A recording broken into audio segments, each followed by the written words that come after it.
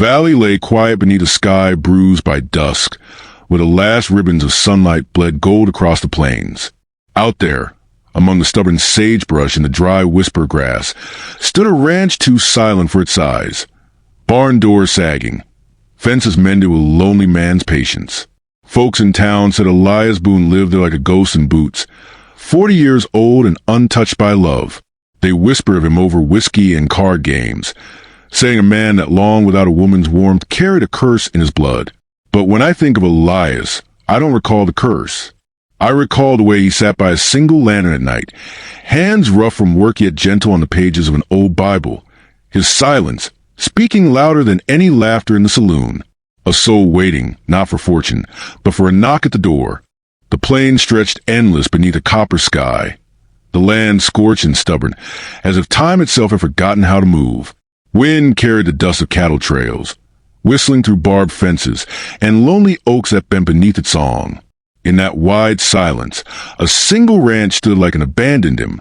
The walls were strong but hollow, the barn sagging, the fences patched with man's weary patience. Elias Boone lived there, a figure carved by work and weather, but not by touch. At 40 years old, his neighbors called him a ghost in boots, a man never claimed by woman or kin. He rose with dawn, moved through chores with steady hands, and laid his head each night beside a lantern's flicker, no voice to break the quiet but his own. The townsfolk spoke of him when whiskey loosened their tongues. Strange he never took a wife, some said. Shameful even. Laughter followed him like a shadow. Women pitied him, men mocked him, and children whispered that no one so silent could be whole. He carried it without protest, but shame dug roots deep, and silence grew heavier with each passing year. Elias had once known the sweet ache of wanting. Long ago, when his beard was soft and hope was still afire in his chest, he had courted Clara May, the prettiest girl in town. But her smile had gone to a richer man with a larger herd. Elias had watched her wedding from afar, his boots sinking into mud as laughter rolled from a church. That day, he learned the cost of being overlooked, and the lesson clung to him like a brand. Since then, he wore solitude the way others wore hats, never removed, never questioned. At night, he'd sit by the barn, watching stars pin the heavens like silver nails. The sky stretched wide and cruel, and sometimes he whispered prayers to it. He asked not for riches, nor for land, only to be seen, to be chosen just once before death laid claim. But no answer came, only coyotes howling their hunger into the night. By daylight, Elias walked into town for supplies, his hat brim lowered, his words clipped short. He felt the eyes on him even when backs were turned. At the saloon, laughter spilled into the street, men slapping cards against wood, women with painted lips leaning close to stronger men. Elias never stepped inside. He tethered his horse, took his flour and beans from the store, and left with a gait that said he hoped to vanish. But still the whispers rose. 40 years and still untouched. A man ain't a man if no woman's call him hers. The words pricked like burrs, but Elias never raised his head. He returned to his ranch, to his cattle in silence, as though life itself had chosen to pass him by. The days repeated in quiet rhythm. Fence, herd, fire, sleep, until even the seasons blurred into sameness. He had no enemy, no friend, only the vast ache of being invisible. And yet, beneath the weight of it, a small flame endured. Elias worked not because anyone saw him, but because the land was stubborn and he matched it with equal stubbornness. That was his dignity, though no one spoke of it. It was during the first storm of spring that fate came knocking.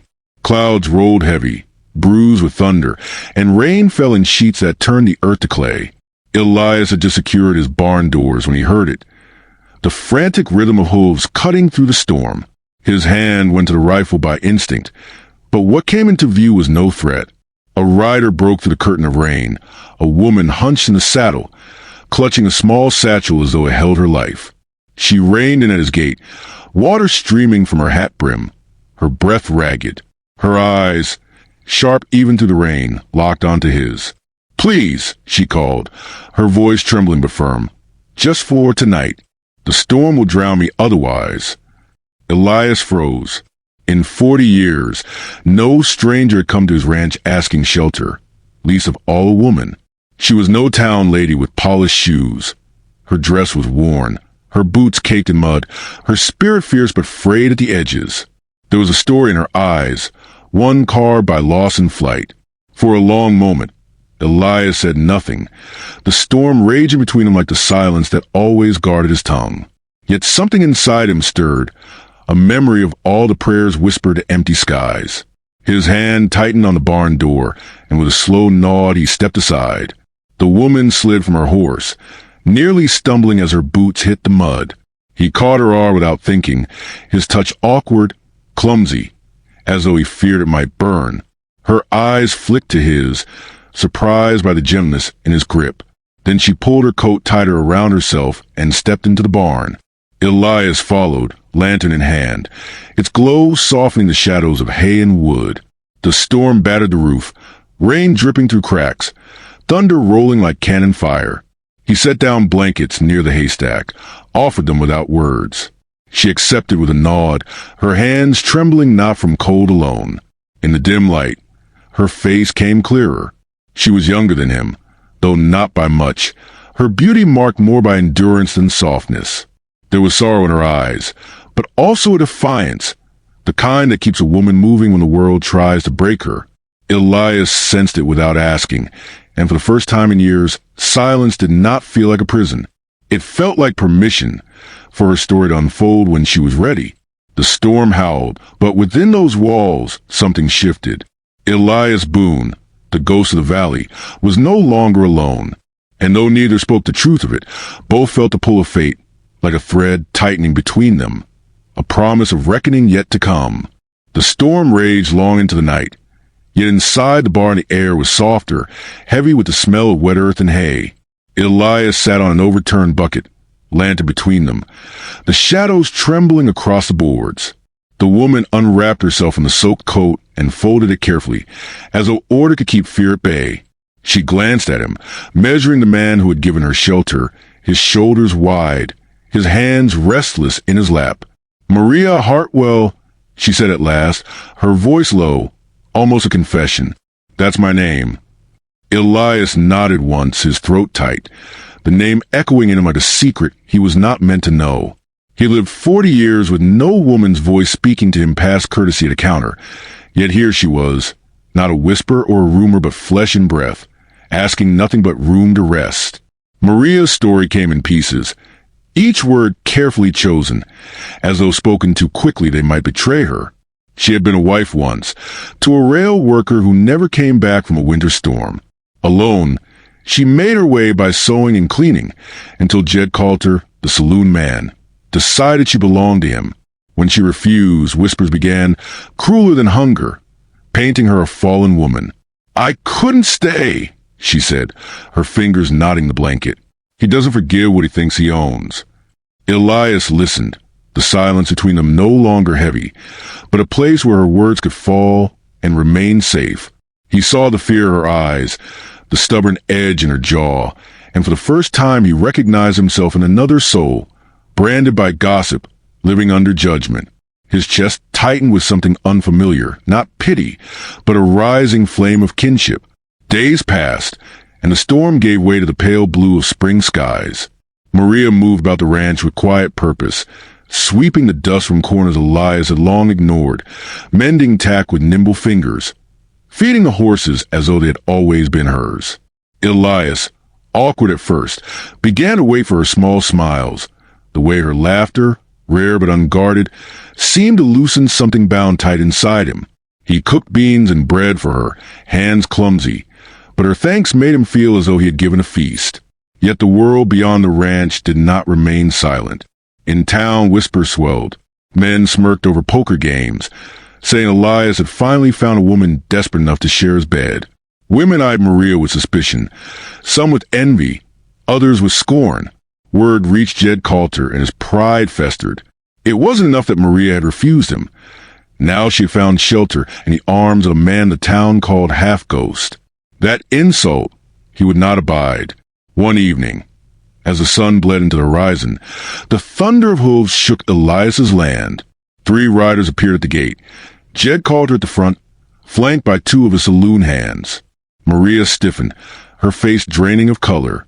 Elias stepped forward, heart pounding, the rifle leaning against the barn wall within reach. Jed dismounted with a swagger. Spurs clinking, a grin stretched cruel across his face. "Evening, Boone," he called, his voice carrying like a whip crack. "Word is you're hiding what's mine." Elias stood still, the air sharp in his lungs. Maria clutched his sleeve, then let go, her fear giving way to trust that settled on his shoulders like a mantle. For a moment, he felt the old urge to bow his head, to disappear into the dirt. But something inside him rose higher, taller than shame. "She stays," Elias said, his voice steady though his pulse roared in his ears. Jed laughed, tilting his head toward his men. Listen to this ghost, pretending to be a man. 40 years untouched, and suddenly he thinks he can claim what he's never earned. The words cut deep, sharper than any blade, yet Elias did not falter. He stepped closer, boots sinking into the dust, meeting Jed's sneer with eyes that no longer looked away. "She stays," he repeated, each word carrying the weight of years unlived. For a breathless moment, the air held still. Jed's grin faltered, the silence heavier than threat. His men shifted uneasily, and used to a ghost standing tall. Jed spat into the dirt, the fire in him meeting a wall that would not break. With a curse, he swung into his saddle, snarling over his shoulder, "This ain't the end, Boone." Then the riders turned, hooves fading into the distance. When the dust settled, Elias felt Maria's hand slip into his. It was not bold, not desperate, but trembling with the weight of gratitude and something softer, something that steadied him. He looked at her, and for once did not lower his gaze. The storm in his chest eased, leaving behind a quiet pride he had never known. That night, as the lantern flickered between them, Maria spoke no grand words and Elias offered none. They sat in silence, yet the air was full, alive with the promise of something earned.